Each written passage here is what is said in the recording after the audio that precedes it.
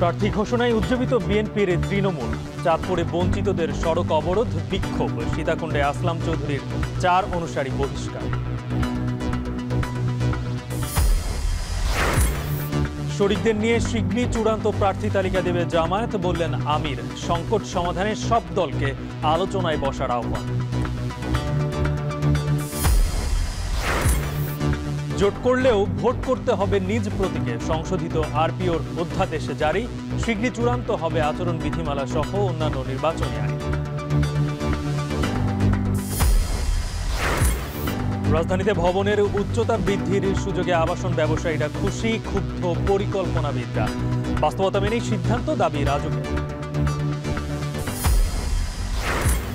New ইয়র্কের প্রথম মুসলিম mayor হবার হাতছানি মামদানির সামনে। কয়েক ঘন্টা পরেই ভোট।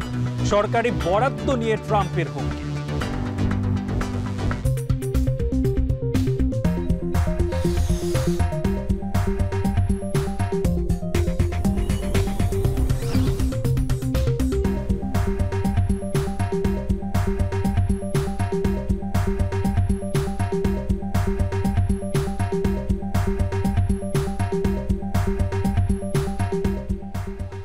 স্বাগত। এখন ঢাকায় শুনছিলেন শিরোনাম। পুরো আয়োজন জুড়ে সঙ্গে আছি গালিব ইবনে রিয়াজ।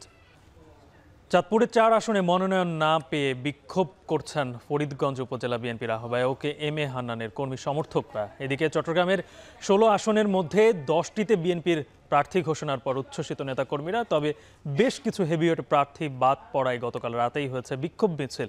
এদিকে বগুড়ার 2টি আসন থেকে খালেদা জিয়া ও তারেক রহমান প্রার্থী হওয়ায় খুশির জোয়ার বইছে নেতাকর্মীদের মধ্যে। এনে আরও বিস্তারিত জানাতে আমার সঙ্গে চাঁদপুরের ফরিদগঞ্জ থেকে যুক্ত হয়েছেন তালহা জুবায়ের, চট্টগ্রাম থেকে কাজী মাহফুজ আর বগুড়া থেকে মাজেদুর রহমান। শুরুতেই তালহা জুবায়ের, আপনার কাছে আসতে চাই। ইতিমধ্যেই কিন্তু চট্টগ্রামে সালামের যারা অনুসারী ছিলেন তাদেরকে কিন্তু 4 জনকে বহিষ্কার করা হয়েছে, কিন্তু আসলামের দুঃখিত। কিন্তু চাঁদপুরে এখন যে ঘটনাটি ঘটছে, বিএনপি নেতাকর্মীরা, তৃণমূল নেতাকর্মীরা কি বলছেন? তারা কেন কেন্দ্রীয় যেই আদেশ সেটি কেন মেনে নিচ্ছেন না?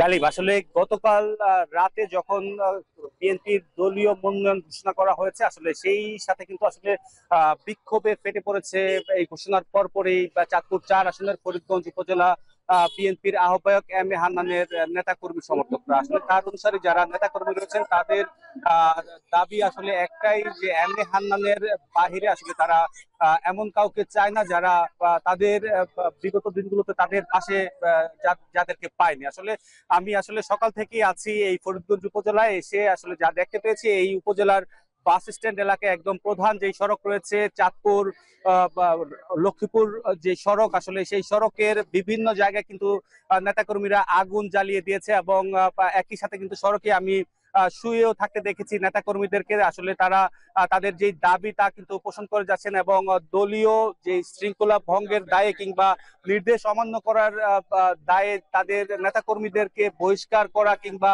এই ধরনের দলীয় কোনো সিদ্ধান্ত আসলে তারা কোনো তোয়াক্কাই করছেন না। তাদের দাবি হচ্ছে গিয়ে তাদের যেই নেতা রয়েছেন তাকে যদি মনোনয়ন না দেয়া হয় তাহলে কিন্তু তাদের এই বিক্ষোভ কর্মসূচি কিংবা অবরোধ তা কিন্তু তারা কিছুতেই প্রত্যাহার করবে না বলে এখন পর্যন্ত কিন্তু তারা জানিয়ে আসছে। এবং বেলা যত গড়াচ্ছে ততই কিন্তু আসলে দেখতে পাচ্ছি এম এ হান্নানের অনুসারী যারা রয়েছেন তাদের সংখ্যা কিন্তু ক্রমান্বয়ে কিন্তু বাড়ছে। আসলে এখানে এই সড়ক অবরোধ করার ফলে চাঁদপুর থেকে লক্ষ্মীপুরের রায়পুরের উপজেলার যেই যানবাহন গুলো রয়েছে সেখানে কিন্তু আসলে আমরা তীব্র দুই পাশে কিন্তু তীব্র যানজট দেখতে পাচ্ছি এবং ক্ষণে ক্ষণে কিন্তু ককটেল বিস্ফোরণেরও কিন্তু আমরা আওয়াজ পাচ্ছি। এবং আমি আসলে এই তৃণমূল নেতাকর্মীদের সাথে কথা বলেছি, তাদের যে দাবি, তাদের কথা একটাই, আসলে যেই বিএনপির যাকে আসলে মনোনয়ন দেওয়া হয়েছে লায়ন হারুন, তিনি কিন্তু বিগত 2008 সালে কিন্তু এই আসন থেকেই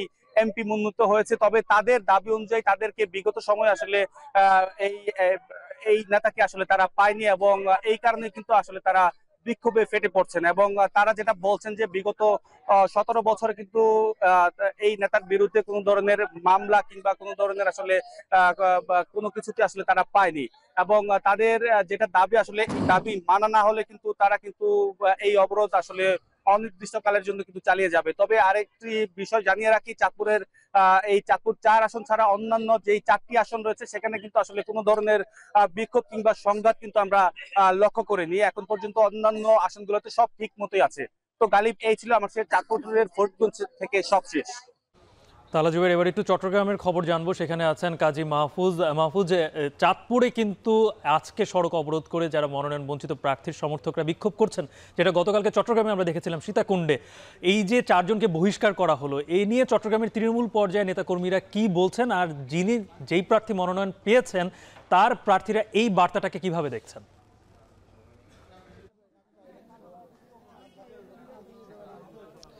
গালিব, মিশ্র প্রতিক্রিয়া আমরা দেখতে পাচ্ছি। বলে রাখি যে গতকালকে বিএনপির দলীয় মনোনয়ন দেওয়ার পর থেকে আমরা দেখতে পাচ্ছি চট্টগ্রামের স্থানীয় রাজনীতিতে নতুন প্রাণের সঞ্চার হয়েছে। আমরা দেখতে পাচ্ছি যারা মনোনয়ন পেয়েছেন তাদের বাসা কেন্দ্রিক নেতাকর্মীদের ভিড় সকাল থেকে আমরা সেই দৃশ্যগুলোই দেখছি এবং দেখানোর চেষ্টা করেছি। এই মুহূর্তে আমরা রয়েছি চট্টগ্রাম 8 সংসদীয় আসন, যেটি বোয়ালখালী, চাঁদগাঁও, পাঁচলাইশের আংশিক অংশ নিয়ে গঠিত। এখানে মূলত বিএনপি থেকে মনোনয়ন দেওয়া হয়েছে মহানগর বিএনপির আহ্বায়ক এরশাদুল্লাহকে। এই এরশাদুল্লাহ বাসাকেন্দ্রিক নেতাকর্মীরা আসছেন, তারা আনন্দ উল্লাস করছেন এবং বিএনপির যে 31 দফা, সেই 31 দফা বাস্তবায়নে এরশাদুল্লাহ যদি নির্বাচিত হয় তিনি নিরলসভাবে কাজ করবেন এমন প্রত্যাশা কিন্তু এখানে যারা আসছেন তারা করছেন।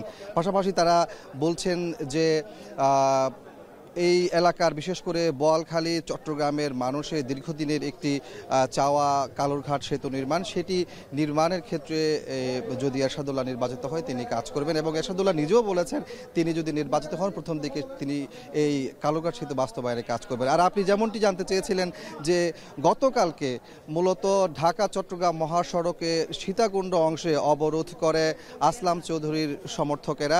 সেই জায়গাতে প্রায় 4.5 ঘন্টার কাছাকাছি আমরা দেখেছি সড়ক অবরোধ করে রাখে। রেল লাইনে, সড়কে টায়ারে আগুন জ্বালিয়ে তারা বিক্ষোভ করে তাকে মনোনয়ন না দেওয়ার কারণে এবং তারা বলেন যে দীর্ঘদিনের পরীক্ষিত একজন নেতাকে মনোনয়ন না দেয় তারা ক্ষোভ প্রকাশ করেছেন। তো যদিও এখানকার মহানগরের নেতাকর্মীরা বলছেন যে যারা মনোনয়ন পায়নি তাদেরকে হতাশ না হয়ে মূলত দলের যে সিদ্ধান্ত সেটি বাস্তবায়নে তারা কাজ করবেন এবং দলকে তারা প্রাধান্য দিবেন, ব্যক্তিকে নয়, এমন কথা তারা এখান থেকে বলছেন।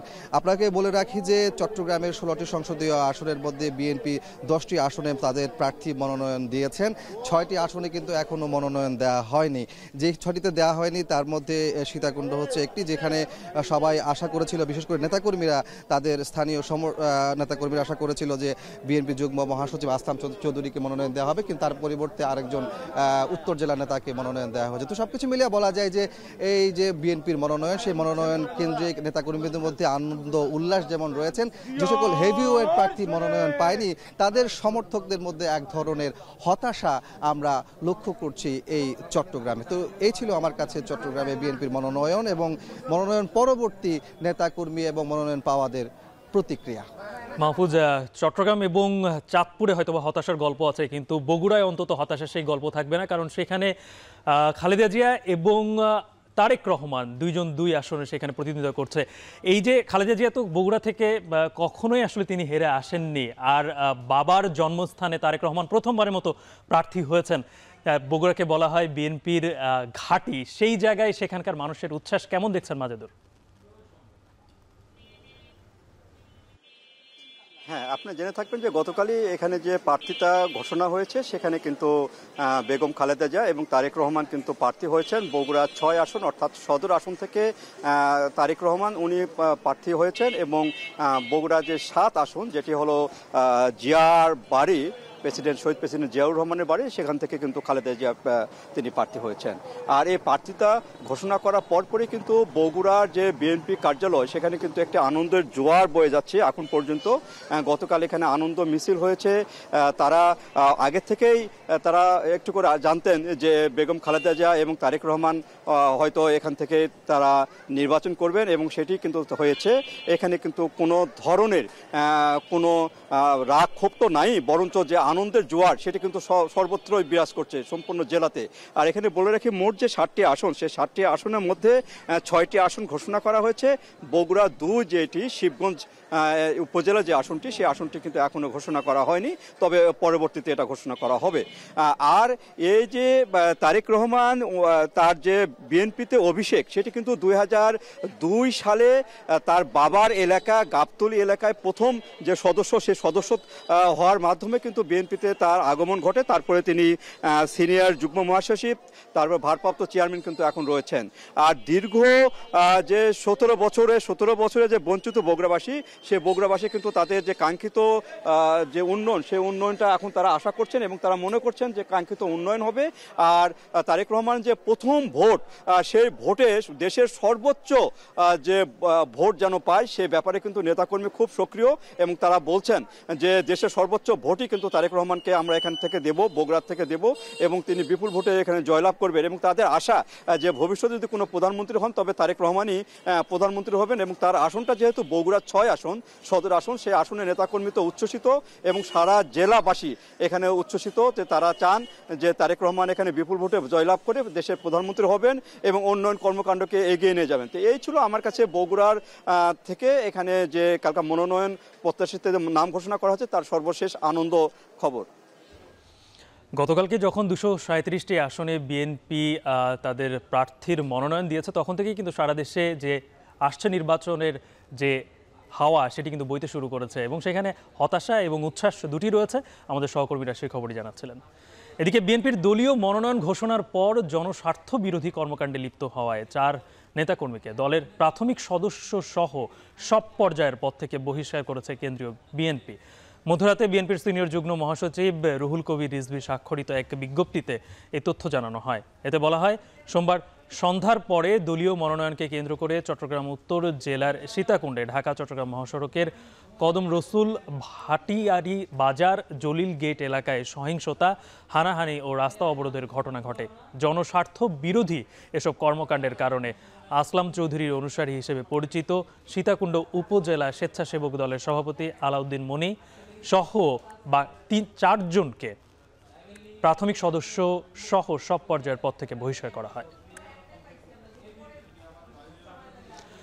আগামী জাতীয় সংসদ নির্বাচনের জন্য জামায়াতে ইসলামী শীঘ্রই চূড়ান্ত প্রার্থী তালিকা প্রকাশ করবে বলে জানিয়েছেন দলের আমির ডক্টর শফিকুর রহমান। এছাড়া চলমান রাজনৈতিক সংকট নিরসনে সব দলকে আলোচনায় বসার আহ্বান জানিয়েছেন তিনি।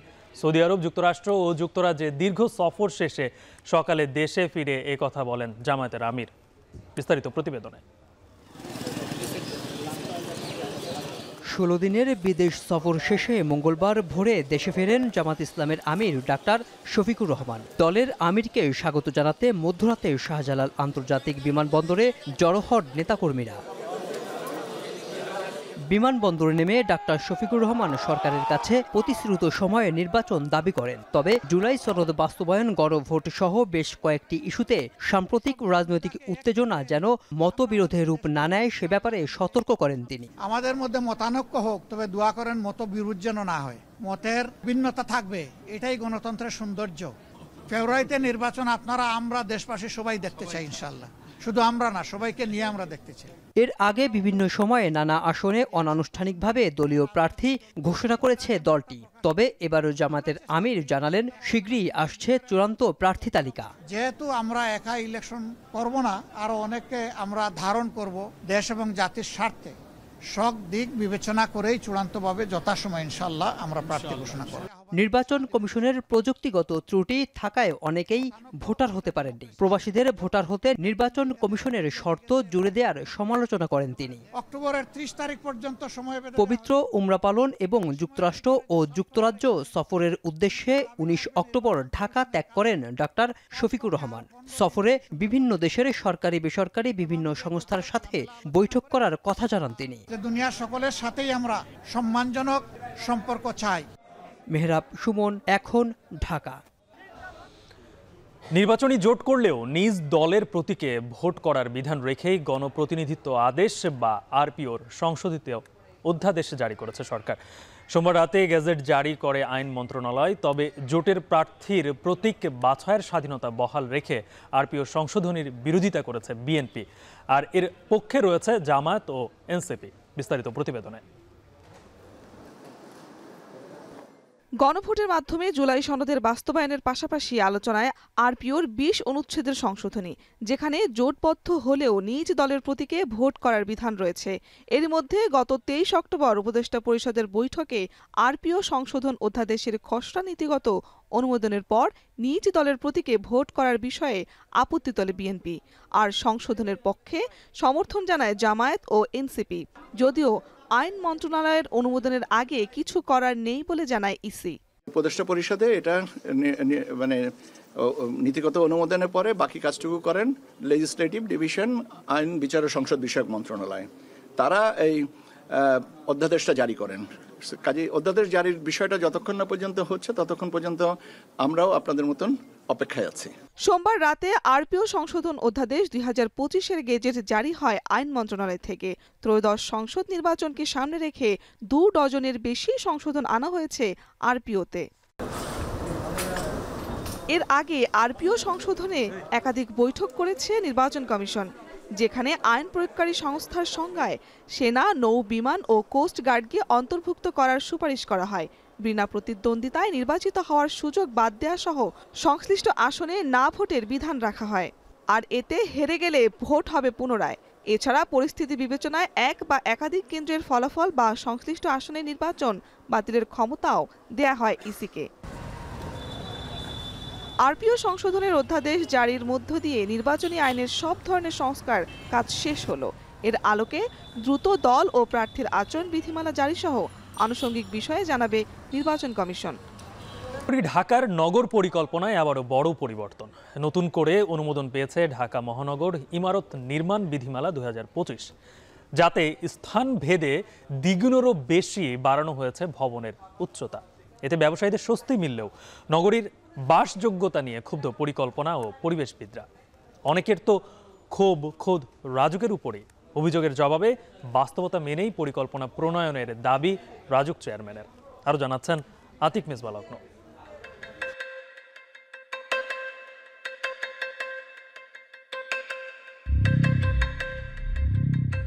কংক্রিটের ভবন তোলার দৌড়ে হাঁসফাঁস করছে ঢাকা। ভবনের ছায়ায় হারিয়ে যাচ্ছে আলো বাতাস, এক টুকরো খোলা আকাশের জীবন। নিচে যানজট, উপরে কংক্রিটের প্রতিযোগিতা। এই বিশৃঙ্খল ও অব্যবস্থাপনার নগরীকে নতুন করে নিয়মের মধ্যে আনতে 2008 সালে ডিটেইল এরিয়া প্ল্যান বা ড্যাব নিয়ে আসে রাজধানী উন্নয়ন কর্তৃপক্ষ রাজুক, যার লক্ষ্য ছিল টেকসই ও দীর্ঘমেয়াদী নগর পরিকল্পনা। কিন্তু সময়ের সাথে নগর তার যে গতিবিধির পরিবর্তন ঘটিয়েছে তার সাথে খাপ খাইয়ে নিতে 2022 থেকে 2035 সাল অবধি নতুন ড্যাপের আহ্বান করে রাজধানী উন্নয়ন কর্তৃপক্ষ রাজুক।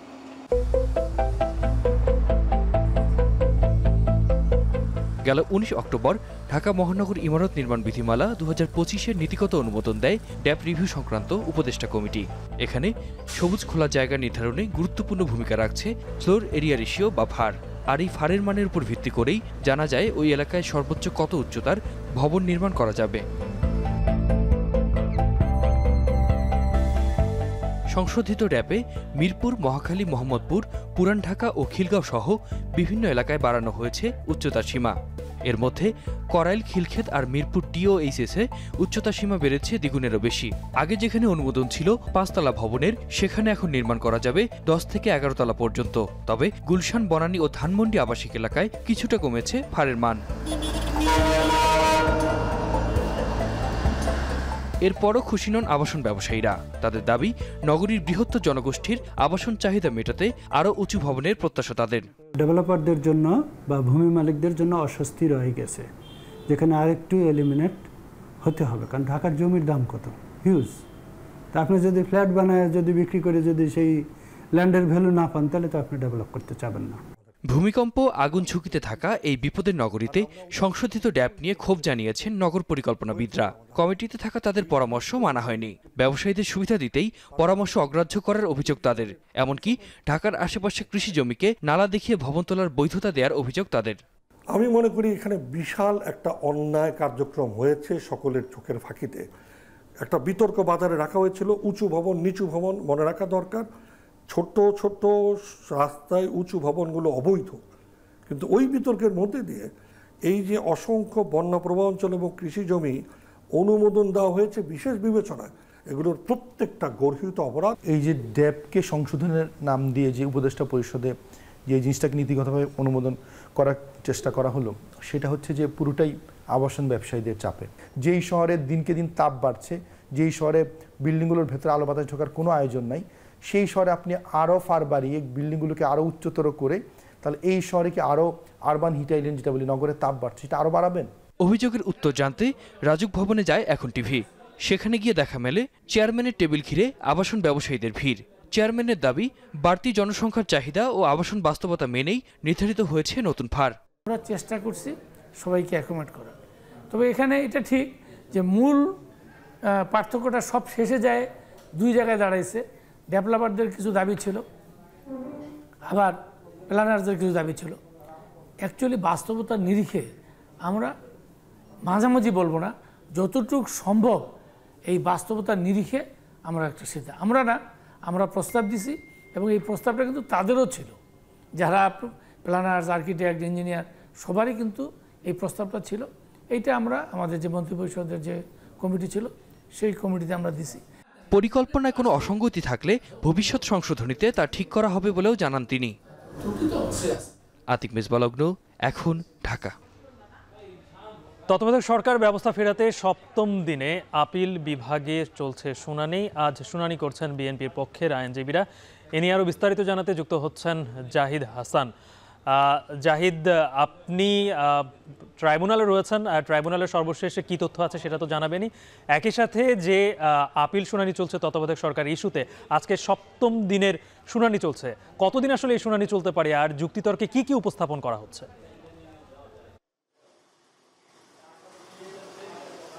সপ্তম দিনের শুনানিতে বিএনপির পক্ষে সিনিয়র আইনজীবী জয়নুল আবেদিন শুনানি করেছেন। তিনি তার শুনানি শেষ করেছেন। এখন বিএনপির পক্ষে ব্যারিস্টার রুহুল কুদ্দুস কাজল শুনানি করছেন। জয়নুল আবেদিন তার শুনানিতে যেই যুক্তিটি তুলে ধরেছেন যে তত্ত্বাবধায়ক সরকার বাতিল করে তৎকালীন প্রধান বিচারপতি এবিএম খায়রুল হক যে রায় দিয়েছিলেন, সেই রায় তাদের বিশ্লেষণে এবং বিভিন্ন রায়ের মানদণ্ডে তার কাছে মনে হয়েছে যে এই রায়টি বাতিল করা উচিত এবং তত্ত্বাবধায়ক সরকার ফিরিয়ে আনা উচিত। এটি হচ্ছে তার মূল যুক্তিতর্ক। এবং এছাড়া তিনি মনে করেন যে তত্ত্বাবধায়ক সরকার ব্যবস্থা বাতিল হয়ে যাওয়ার কারণেই নির্বাচন নিয়ে মানুষের আগ্রহ কমেছে, ভোটের প্রতি মানুষের আগ্রহ কমেছে, দেশের গণতান্ত্রিক শাসন ব্যবস্থার যে একটি উদ্দীপনা এবং মানুষের মধ্যে যে নির্বাচন নিয়ে যে একটি উদ্দীপনা কাজ করে, সেই বিষয়গুলো সব কিছুই তত্ত্বাবধায়ক সরকার বাতিল হয়ে যাওয়ার কারণেই ধ্বংস হয়ে গেছে। এবং আজকে দেশে যে সহিংসতা হয়েছে এবং গণতান্ত্রিক শাসন ব্যবস্থা যে ক্ষতিগ্রস্ত হয়েছে, এসবের পেছনে এই তত্ত্বাবধায়ক সরকার ব্যবস্থা বাতিল করাকেই দায়ী করছেন বিএনপির পক্ষে আইনজীবী জয়নুল আবেদিন। এখন ব্যারিস্টার রুহুল কুদ্দুস কাজল তিনি শুনানি করছেন। তাদের বিএনপির মূল দাবিটি হচ্ছে যে ত্রয়োদশ সংশোধনীতে যে তত্ত্বাবধায়ক সরকার ব্যবস্থা ছিল, যেটি আপিল বিভাগ বাতিল করে দিয়েছিল 2011 সালে, সেই তত্ত্বাবধায়ক সরকার ব্যবস্থাটি ফিরিয়ে আনা হোক এবং তত্ত্বাবধায়ক সরকারের অধীনেই পরবর্তীতে বাংলাদেশে নির্বাচন হবে। যদিও এর আগে জামায়াতের পক্ষে শিশির মনির তিনি শুনানি করেছেন, তিনি তার যুক্তিতর্কে তত্ত্বাবধায়ক সরকার ব্যবস্থা ফিরিয়ে আনার পক্ষে মত দিল। তিনি এই মুহূর্তে অন্তর্বর্তীকালীন সরকারের অধীনে নির্বাচন চেয়ে পরবর্তী সংসদ ভেঙে দেওয়ার পরে তত্ত্বাবধায়ক সরকারের অধীনে নির্বাচন চান। এটি হচ্ছে জামায়াতের পক্ষের শুনানি এবং এই শুনানি বিএনপির পক্ষ শেষ করার পরে রাষ্ট্রপক্ষ থেকে শুনানি করা হবে। রাষ্ট্রপক্ষ থেকে শুনানি করার পরে যেসব পক্ষরা অন্তর্ভুক্ত হয়েছেন তারা পরবর্তীতে আবার একটি সংক্ষিপ্ত শুনানি করবেন। এরপরে রায়ের জন্য হয়তো প্রধান বিচারপতি নেতৃত্বে আপিল বিভাগের যে পূর্ণাঙ্গ বেঞ্চ সেটি দিন নির্ধারণ করবেন। একই সঙ্গে ট্রাইব্যুনালে আজকে দুটি মামলার কার্যক্রম রয়েছে। একটি হচ্ছে যে রংপুরে যে জুলাই গণঅভ্যুত্থানে যে প্রথম শহীদ হয়েছেন আবু সাইদ, রংপুর বেগম রোকেয়া বিশ্ববিদ্যালয়ের শিক্ষার্থী, আবু সাইদ হত্যা মামলার সাক্ষ্য গ্রহণের দিন ধার্য ছিল। আজকে সাক্ষী আদালতে না আসায় এই তারিখটি পিছিয়ে 10 নভেম্বর করা হয়েছে, অর্থাৎ আবু সাইদের মামলার পরবর্তী সাক্ষ্য গ্রহণ 10 নভেম্বর। একই সঙ্গে রামপুরার দুটি হত্যা মামলা এবং কার্নিশে ঝুলে থাকা এক ব্যক্তিকে গুলি করে আহত করার ঘটনায় যে মামলা হয়েছে, সেই মামলার আজকে সাক্ষ্য গ্রহণ রয়েছে। এর আগে 3 দিন সাক্ষী হয়েছে, আজকে 4র্থ দিন এই মামলায়। এবং এই মামলায় যে 2 জন নিহত হয়েছেন তাদের পরিবারের সদস্যরা গতকালকে সাক্ষ্য দিয়েছেন এবং তাদের সেই ধারাবাহিক সাক্ষ্য তারা আজকে শেষ করবেন। এর আগে একজনের সন্তান মুস্তাফিজুর রহমান, তার সন্তান আহত হয়েছিলেন গুলিতে এবং তার মা নিহত হয়েছিলেন, তিনিও এই মামলায় সাক্ষ্য দিয়েছিলেন এবং এই মামলার সাক্ষ্যটি চলমান রয়েছে। গালিব, তত্ত্বাবধায়ক সরকার ব্যবস্থা নিয়ে আজকে আপিল বিভাগের সপ্তম দিনের শুনানি চলছে, সে বিষয়ে সর্বশেষ জানাচ্ছিলেন সহকর্মী জাহিদ হাসান। বিএনপি মহাসচিব মির্জা ফখরুল ইসলাম আলমগীরের সঙ্গে সৌজন্য সাক্ষাৎ করেছেন ঢাকায় নিযুক্ত মিশরের রাষ্ট্রদূত ওমর ফাহমি। সকাল 11টায় গুলশানে বিএনপি চেয়ারপারসনের কার্যালয়ে এই সাক্ষাৎ অনুষ্ঠিত হয়। এ সময় বাংলাদেশ ও মিশরের পারস্পরিক সম্পর্ক, স্বার্থ সংশ্লিষ্ট বিষয় সহ দুই দেশের রাজনৈতিক পরিস্থিতি নিয়ে আলোচনা হয়। উভয় পক্ষ দুই দেশের সম্পর্ক আরও জোরদার ও গণতান্ত্রিক বন্ধন সুদৃঢ় করতে পারস্পরিক যোগাযোগ আরও বাড়াতে সম্মত হয়। এ সময় উপস্থিত ছিলেন বিএনপির স্থায়ী কমিটির নেতা ও চেয়ারপারসনের ফরেন অ্যাফেয়ার্স অ্যাডভাইজরি কমিটির সদস্য আমির খসরু মাহমুদ চৌধুরী, বিএনপির ভারপ্রাপ্ত চেয়ারম্যানের আন্তর্জাতিক বিষয়ক উপদেষ্টা ও দলের যুগ্ম মহাসচিব হুমায়ুন কবির ও বিএনপির সাংগঠনিক সম্পাদক শামা ওবায়েদ। সপ্তাহের ব্যবধানে যশোরে কেজি প্রতি পেঁয়াজের দাম বেড়েছে 30 টাকা। বর্তমানে বাজারে দেশি পেঁয়াজ বিক্রি হচ্ছে 90 টাকায়, যা এক সপ্তাহ আগে বিক্রি হয় 60 টাকায়। এ নিয়ে আরও বিস্তারিত জানাতে শহরের বড় বাজার থেকে যুক্ত হচ্ছেন রিপন হোসেন। রিপন, এখন হয়তো পেঁয়াজের মৌসুম নয়, কিন্তু দেশি পেঁয়াজের দাম এত বেড়ে যাওয়ার কারণ কি, আর আমদানিকৃত পেঁয়াজ কি বাজারে নেই, কি বলছেন ব্যবসায়ীরা?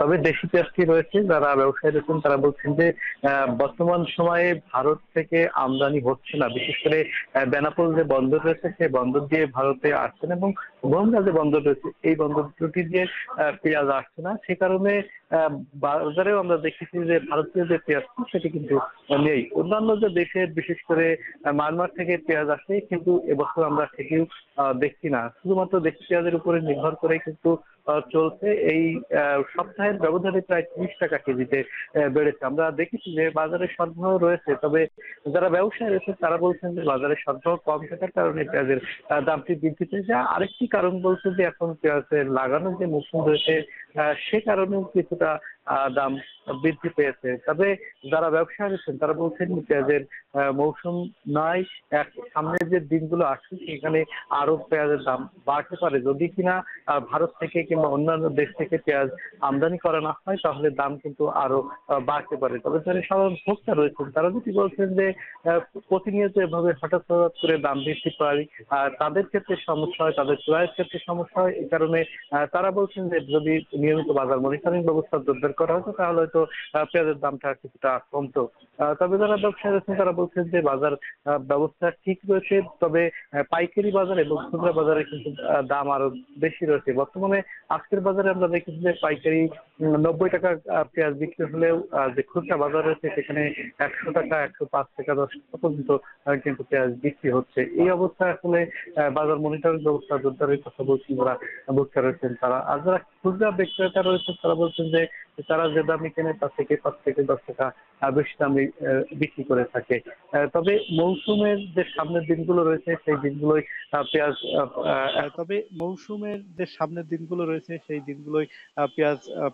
এখন লাগানোর সময়। এই সময়টা আর কিছু গ্রীষ্মকালীন পেঁয়াজ যদি ওঠে তখন দাম নিয়ন্ত্রণে আসতে পারে বলেও অনেক ব্যবসায়ী মত দিয়েছেন। তবে বাজারে এই মুহূর্তে পেঁয়াজের যে দেশি পেঁয়াজ সেটি কিছুটা কম রয়েছে বলে জানিয়েছেন ব্যবসায়ীরা। তবে গত বছরের তুলনায় যদি করা হয়, গত বছরের তুলনায় এবছর কিন্তু পেঁয়াজের দামটি এখন পর্যন্ত কম রয়েছে, 90 থেকে 100 টাকা বিক্রি। গত বছর এই সময়টাই পেঁয়াজ কিন্তু 130 থেকে 140 টাকা পর্যন্ত বিক্রি হয়েছে, যদিও কিছু তারপর কিছুদিন পরে আরো বৃদ্ধি পেয়েছিল। এই সময়টা পর্যন্ত কিন্তু গত বছর 130 থেকে 140 টাকা বৃদ্ধি পেয়েছিল। তবে সেই তুলনায় দামটা এখন কম রয়েছে। তো এই ছিল এখান থেকে আমার কাছে সর্বশেষ। আমদানি ঘাটতি থাকায় যশোরের বাজারে সপ্তাহ ব্যবধানে পেঁয়াজের দাম বেড়েছে 30 টাকা। এই খবরই জানাচ্ছিলেন রিপন হোসেন। এবার আন্তর্জাতিক প্রসঙ্গ। আর কয়েক ঘন্টা পরেই জানা যাবে কে হচ্ছেন নিউ ইয়র্ক সিটির নতুন মেয়র। সকাল 6টা থেকে রাত 9টা পর্যন্ত ভোট গ্রহণ চলবে, এরপরই ফলাফল ঘোষণা হবে। শহরে প্রায় 5.1 মিলিয়ন নিবন্ধিত ভোটারের মধ্যে ইতিমধ্যে প্রায় 7,35,000 ভোটার আগাম ভোট দিয়েছেন। তাতেও এগিয়ে আছেন ডেমোক্রেটিক প্রার্থী জোহরান মামদানি। শেষ পর্যন্ত জিতলে তিনিই হবেন নিউ ইয়র্কের প্রথম মুসলিম মেয়র। বিস্তারিত প্রতিবেদনে। ভারতীয় বংশোদ্ভূত বাবা মায়ের সন্তান জোহরান মামদানি জন্মেছেন উগান্ডায়, কিন্তু বেড়ে উঠেছেন নিউ ইয়র্কে। বাংলাদেশিরা তাকে নিজেদের প্রার্থীর মতোই দেখছেন। বাংলাদেশের গ্রামগঞ্জের নির্বাচনের মতোই উৎসবের আমেজ এখন নিউ ইয়র্কের বাংলাদেশি পাড়াগুলোয়। প্রাইমারিতে জেতার পেছনে বাংলাদেশি নারীদের অবদান স্বীকার করলেও মূল নির্বাচনে বাংলাদেশি আন্টি আঙ্কেলরা ইতিহাস পরিবর্তন করবে বলেও বিশ্বাস স্বয়ং Zohran মামদানির। Many of them are in this room. I would be remiss if I also didn't say the Bangladeshi uncles who stood with us as well as the Bangladeshi youngsters. মাত্র ৩৩ বছর বয়সী state assemblyman Zohran প্রগতিশীল রাজনীতির পরিচিত মুখ। তার বার্তা স্পষ্ট, এমন এক মানবিক শহর যেখানে গণপরিবহন, বাসস্থান, স্বাস্থ্য ও চিকিৎসা থাকবে সকলের নাগালে। মুসলিমরাও অন্য সবার মতো মর্যাদা নিয়ে বসবাস করবে। And that is the city hall that I endeavor to build. A city hall where people can not just see themselves in it, but a city hall where they can understand that that government cares about them, cares about their welfare, and will fight for them. No matter where they were born, no matter what religion they have, no matter their name, it is their city, and it is our job to deliver it for them. ৩৭তম mayor নির্বাচন চলছে ইতিহাস খ্যাত new York সিটিতে, যা যুক্তরাষ্ট্রের অর্থনৈতিক ও সাংস্কৃতিক রাজধানী। প্রায় ৪০০ বছরের ইতিহাসে এই শহরে কখনো কোনো মুসলিম, এমনকি কোনো এশীয় বংশোদ্ভূত মেয়র নির্বাচিত হননি। বর্তমানে শহরের প্রায় ৯% ভোটার মুসলিম, আর এশীয় বংশোদ্ভূত নাগরিকদের হার ২০%-এর বেশি। বিশেষজ্ঞরা বলছেন এই ভোটাররাই এবার ফল নির্ধারণে ভূমিকা রাখবেন। All of this in a city where more than 1 million of its residents are Muslim. And I know that what Muslim New Yorkers want and deserve is the same thing as every other community: equality and respect. Nothing more. তবে শেষ মুহূর্তে সমীকরণ বদলেছে। Democratic mayor Eric Adams প্রার্থিতা প্রত্যাহার করে স্বতন্ত্র প্রার্থী সাবেক গভর্নর অ্যান্ড্রু কুওমোকে সমর্থন দিয়েছেন। এরিকের মুসলিম বিরোধী বক্তব্য ও মিডিয়ার চাপ জোহরানের প্রচারণায় বড় চ্যালেঞ্জ তৈরি করেছে। মোদিপন্থী ভারতীয়রাও জোহরানের বিরোধিতা করছেন। সবার লক্ষ্য মুসলিম ও প্রগতিশীল প্রার্থীকে আটকানো। নিবন্ধিত ৫১ লাখ ভোটারের মধ্যে ৭,৩৫,০০০ নিউ ইয়র্কার মামদানির পক্ষে রায় দিলেও অ্যাটলাস ইন্টেলের জরিপ বলছে মেয়র নির্বাচনে সমানে সমানেই টক্কর দেবেন স্বতন্ত্র প্রার্থী অ্যান্ড্রু কুওমো। জরিপে অংশ নেয়া প্রায় ৪৪% নিউ ইয়র্কার মামদানির পক্ষে রায় দিলেও ৩৯%-এর সমর্থন আছে অ্যান্ড্রু কুওমোর প্রতি। এছাড়াও মার্কিন প্রেসিডেন্ট ডোনাল্ড ট্রাম্পের সমর্থন পেয়েছেন অ্যান্ড্রু কুওমো। পাশাপাশি সিবিএস নেটওয়ার্কের 60 মিনিট অনুষ্ঠানে ট্রাম্প মন্তব্য করেছেন, ডেমোক্রেট প্রার্থী জোহরান মামদানি মেয়র নির্বাচিত হলে নিউ ইয়র্ক সিটিতে সরকারি অনুদান বরাদ্দে আগ্রহ হারাবেন তিনি। ডেমোক্রেট এই প্রার্থীর অর্থদাতাদের সতর্ক করে তিনি আরও বলেন, মামদানিকে সহায়তা করা মানে অর্থের অপচয়। It's going to be hard for me as the president to give a lot of money to New York because if you have a communist running New York, all you're doing is wasting the money you're sending there. So I don't know that he's one. তবে জোহরানের পাশে দাঁড়িয়েছেন celebrity রাজনীতিক Alexandria Ocasio, Democrat নেতা হেকিম Jefferies এবং new ইয়র্কের গভর্নরও। শেষ মুহূর্তে সাবেক প্রেসিডেন্ট বারাক ওবামার সমর্থন কৃষ্ণাঙ্গ ভোটারদের মন জয় করতে সাহায্য করতে পারে। এখন নিউ ইয়র্ক। ভারতের এই বিহার রাজ্যের বিধানসভা নির্বাচনের বাকি মাত্র 2 দিন, শেষ সময় নির্বাচনী প্রচারে ব্যস্ত সময় পার করছে দলগুলো। ভোটে এবারও মুখ্যমন্ত্রী নীতিশ কুমারের নেতৃত্বে এনডিএ সরকারি জিতবে দাবি কেন্দ্রীয় স্বরাষ্ট্রমন্ত্রী অমিত শাহের। বিস্তারিত জানাচ্ছেন সঞ্জিদা ইসলাম তন্নি। আগামী 22 নভেম্বর শেষ হতে যাচ্ছে ভারতের বিহারের বিধানসভার বর্তমান সরকারের মেয়াদ। তার আগেই 6 ও 11 নভেম্বর 2 ধাপে ভোট দিয়ে নতুন মুখ্যমন্ত্রীকে বেছে নিতে প্রস্তুত বিহারবাসী। রাজ্য জুড়ে 90,712টি কেন্দ্রে ভোট দেবেন ভোটাররা। 2 ধাপে ভোট গ্রহণের পর 14 নভেম্বর নির্বাচনের ফলাফল প্রকাশ হবে। বর্তমানে বিহারে মুখ্যমন্ত্রীর দায়িত্ব পালন করছেন ভারতের কেন্দ্রীয় সরকার বিজেপি সমর্থিত জেডিইউ পার্টির নেতা নীতিশ কুমার। 2020 সালে নির্বাচনে 125টি আসন পেয়ে নীতিশ কুমারের নেতৃত্বে সরকার গঠন করে এনডিএ জোট। আগামী নির্বাচনেও বিহারে এনডিএ জোটই জিতবে বলে দাবি করেছেন কেন্দ্রীয় সরকারের স্বরাষ্ট্রমন্ত্রী অমিত শাহ। তবে নীতিশ কুমারের নেতৃত্বে এনডিএ জোট নির্বাচনে জিতলেও পরবর্তী মুখ্যমন্ত্রী কে হবেন তা পরে নির্ধারণ করা হবে বলেও জানান তিনি। फिर से एक बार मैं स्पष्ट कर देता हूं, नीतीश जी मुख्यमंत्री हैं, हम उनके नेतृत्व में चुनाव लड़ रहे हैं। इसमें कोई एनडीए में कंफ्यूजन नहीं है, फैलाना भी नहीं चाहिए। एनडीए गठबंधन 160 के आसपास सीट जीत कर आएगा और जो बचा है वो सारा सब में बटेगा। অন্যদিকে মহাজোটবন্ধনের প্রার্থী তেজস্বী প্রসাদ যাদব এবার বিহারের মুখ্যমন্ত্রী হবেন বলে আশা প্রকাশ করেছেন দলটির প্রতিষ্ঠাতা ও বিহারের সাবেক মুখ্যমন্ত্রী লালু প্রসাদ যাদব। 14 तारीख को सरकार बदल जाएगी। 14 तारीख को सरकार बदल जाएगी। बिल्कुल बदल जाएगी। যদিও বিহারের বিধানসভা নির্বাচনে কে জয়ী হবে তা জানা যাবে আগামী 14 নভেম্বর। তার আগেই অবশ্য ভোটের সম্ভাব্য ফলাফল জানিয়েছে দেশটির ফলদির কুখ্যাত সাট্টা বাজার বা জুয়ার বাজার। ভারতে জুয়া বাজার নিষিদ্ধ হলেও রাজস্থানের এই সাট্টা বাজারের রাজনৈতিক পূর্বাভাস অধিকাংশ ক্ষেত্রেই মিলে যায়। ফলদির সাট্টা বাজার মনে করছে এবারও বিহারে এনডিএ জোটই ক্ষমতায় আসতে চলেছে। সাট্টা বাজারের দাবি 243 আসনের বিহারে 128 থেকে 134টি আসন জিততে পারে বিজেপি নীতিশ কুমারের জেডিইউ। সরকার গঠনের জন্য 122টি আসনের চেয়ে কয়েকটি আসন বেশি পেতে পারে এনডিএ। অন্যদিকে 93 থেকে 99টি আসন পেয়ে বিরোধী মহাজোটবন্ধনকে সন্তুষ্ট থাকতে হবে বলে দাবি সাট্টা বাজারের জুয়ারিদের। সানজিদা ইসলাম তন্নি, এখন বিশ্ব। যুদ্ধবিরতির শর্ত ভেঙে ফের গাজায় হামলা চালিয়েছে ইসরায়েলি বাহিনী। সোমবার গাজার হাসপাতাল সূত্রের বরাতে আল জাজিরা জানায়, রাফা ক্রসিংয়ের উত্তরে ইসরায়েলি গুলিবর্ষণে প্রাণ গেছে 3 ফিলিস্তিনির। তবে তেল আবিবের অভিযোগ যুদ্ধবিরতির শর্ত লঙ্ঘন করায় হামলা চালায় ইসরায়েলি প্রতিরক্ষা বাহিনী। এদিকে সোমবার 5 ফিলিস্তিনি বন্দীকে মুক্তি দিয়েছে ইসরায়েল। একই দিন আন্তর্জাতিক রেড ক্রসের মাধ্যমে আরও 45 ফিলিস্তিনি বন্দীর মরদেহ গাজায় ফেরত পাঠিয়েছে তেল আবিব। অন্যদিকে গাজায় আন্তর্জাতিক বাহিনী গঠনের জন্য জাতিসংঘের নিরাপত্তা পরিষদের অনুমোদন পেতে মধ্যস্থতাকারী দেশগুলো কাজ করছে বলে জানান তুরস্কের পররাষ্ট্রমন্ত্রী হাকাম ফিদান।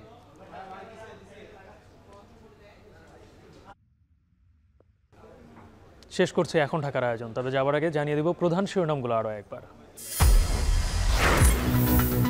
প্রার্থী ঘোষণায় উজ্জীবিত বিএনপির তৃণমূল, বঞ্চিতদের সড়ক অবরোধ বিক্ষোভ, সীতাকুণ্ডে আসলাম চৌধুরীর 4 অনুসারী বহিষ্কার।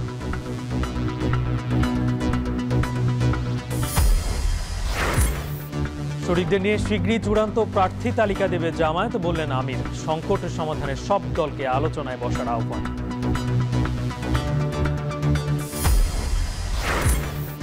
জোট করলেও ভোট করতে হবে নিজ প্রতীকে, সংশোধিত আরপিওর অধ্যাদেশে জারি। শীঘ্রই চূড়ান্ত হবে আচরণ বিধিমালা সহ অন্যান্য নির্বাচনী আইন।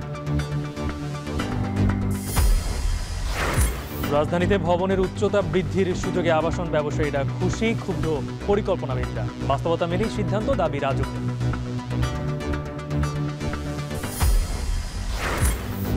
নিউইয়র্কের প্রথম মুসলিম মেয়র হবার হাতছানি মামদানির সামনে। কয়েক ঘন্টা পরেই ভোট, সরকারি বরাদ্দ নিয়ে ট্রাম্পের হুমকি।